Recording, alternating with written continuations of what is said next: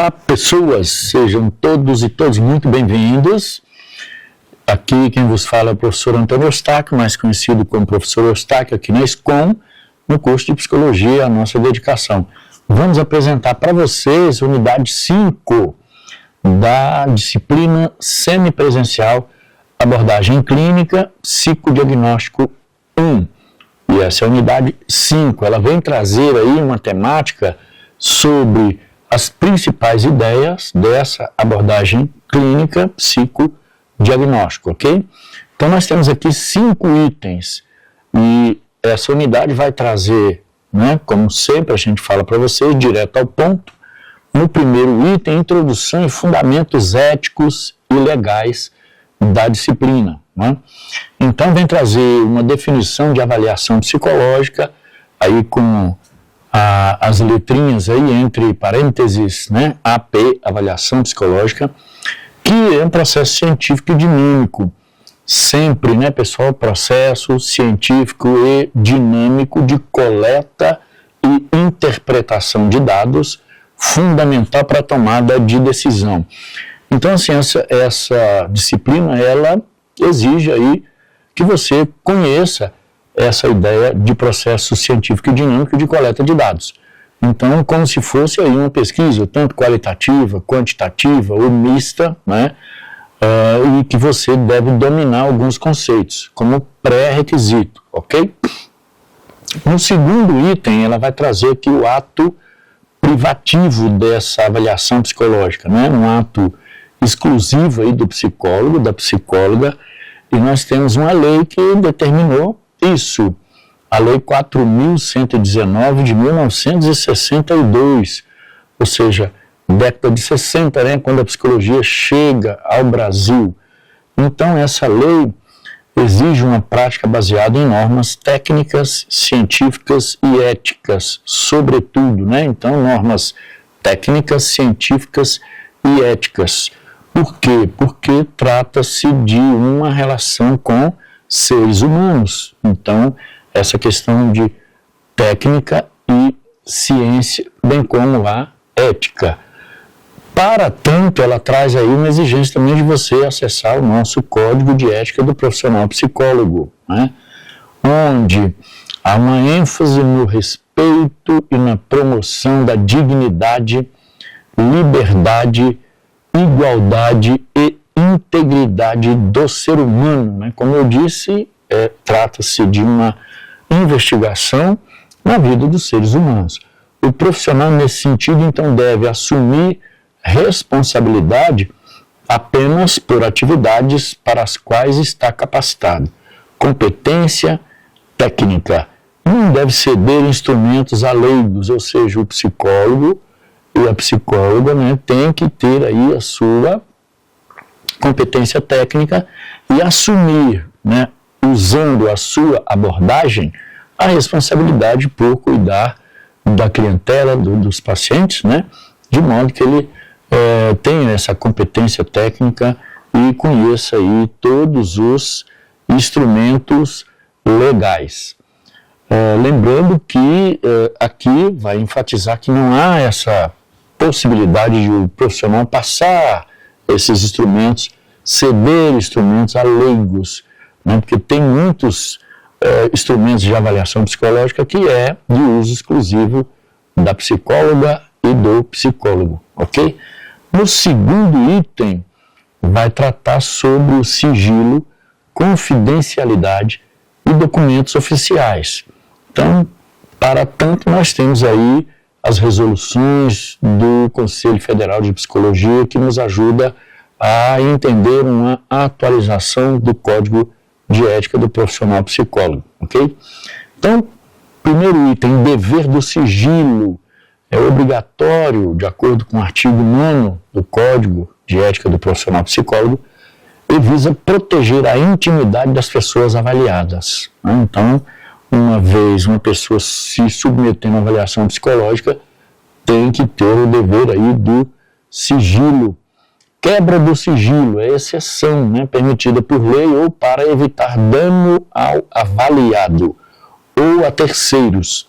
Então nós temos aí no nosso artigo 10 do Código de Ética do Profissional Psicólogo, sempre com a comunicação mínima e necessária. E, se for o caso, né, pessoas da quebra do sigilo, ok? Sempre pensando aí em evitar o dano, ou seja, resumindo, o menor prejuízo ao avaliado ou a terceiros. É importante que se observe isso.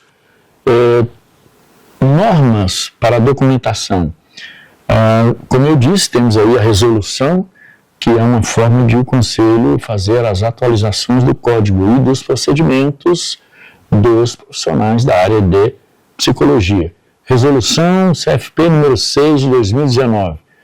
Ela define aí os tipos, né, de avaliação. Então temos aí o laudo, atestado, etc. Isso exige uma estrutura e conteúdo com clareza, objetividade e fundamentação. E estabelece regras, né, para a guarda desse material.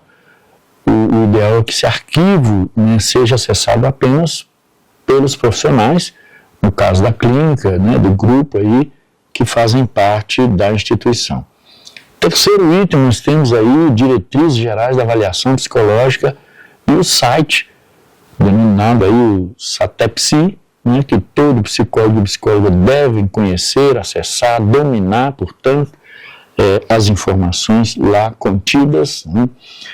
Temos a resolução vigente, que é do Conselho Federal de Psicologia número 31, de 2022, que estabelece as diretrizes e critérios obrigatórios para avaliação psicológica, definindo-a como um processo que deve usar múltiplas fontes de informação. Então, tem algumas ferramentas aí, entrevistas, observação e testes, né? Então, você pode fazer uso aí dessas ferramentas de coleta de dado e avaliação. Passos essenciais no processo de avaliação psicológica. Temos aí, primeiro, um planejamento, ok? Com objetivos e escolhas de instrumentos, né? Então, detalhes com relação a escolhas dos instrumentos aí que vão ser usados para avaliação psicológica, aplicação e avaliação, rigor técnico, seguindo o manual e análise quanti e qualitativa, ou seja, é um misto aí, né? Pessoas, uma análise quantitativa que vai mensurar aí as possibilidades de você fazer essa avaliação, bem como uma qualitativa que aí envolve muito a subjetividade.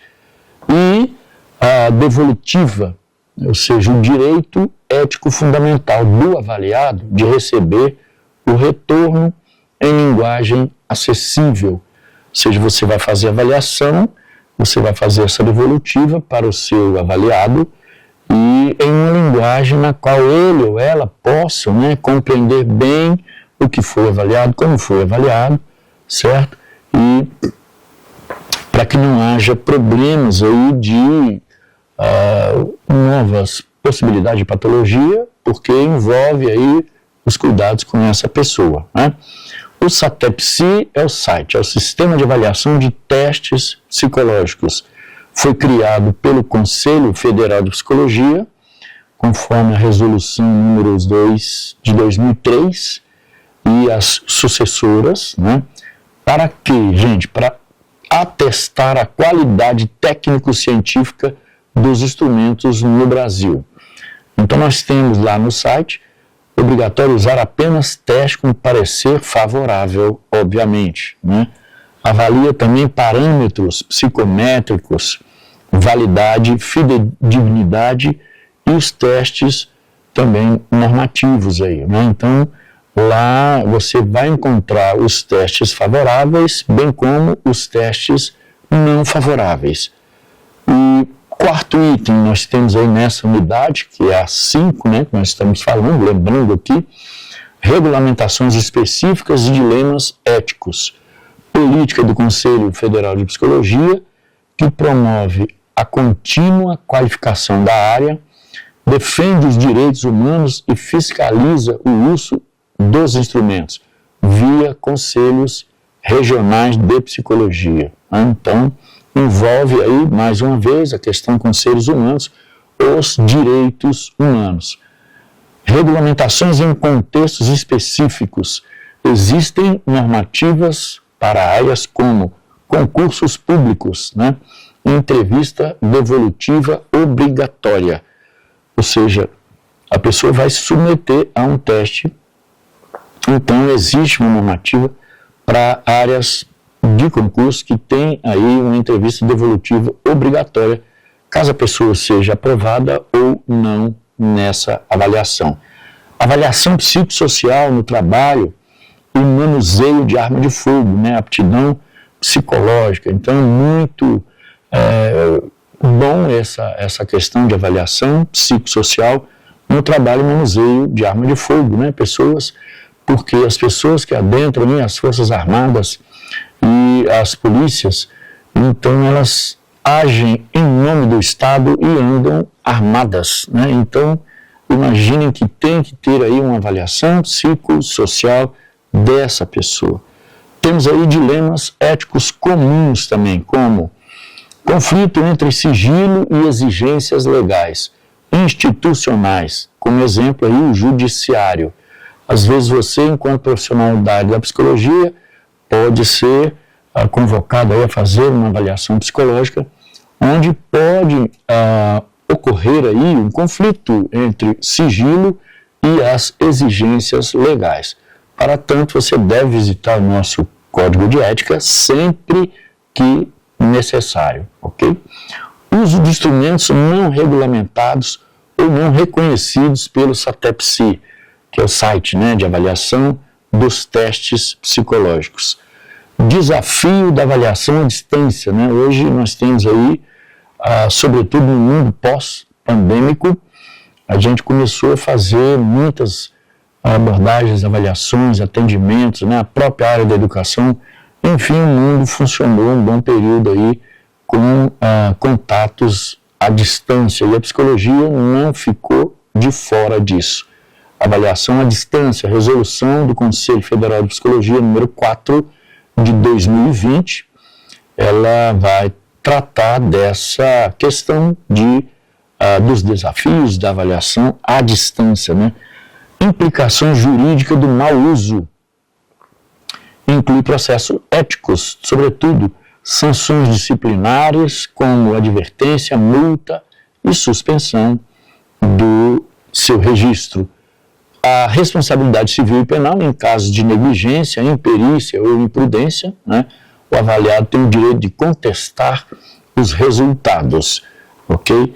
E, por fim, nós temos aí perspectivas futuras, à guisa de conclusão dessa unidade, vai tratar aí de uma tríade fundamental, que é a excelência na avaliação psicológica, que reside na intersecção rigorosa entre ética, ciência e legislação. Mais uma vez, aí primando por quê? Pela questão ética, pela questão legal e, sobretudo, científica, né? Responsabilidade contínua é vital e a constante atualização do profissional, né? A gente tem períodos históricos aí que nos convoca nessa questão, nessa situação, tá? Então, a atualização é primordial.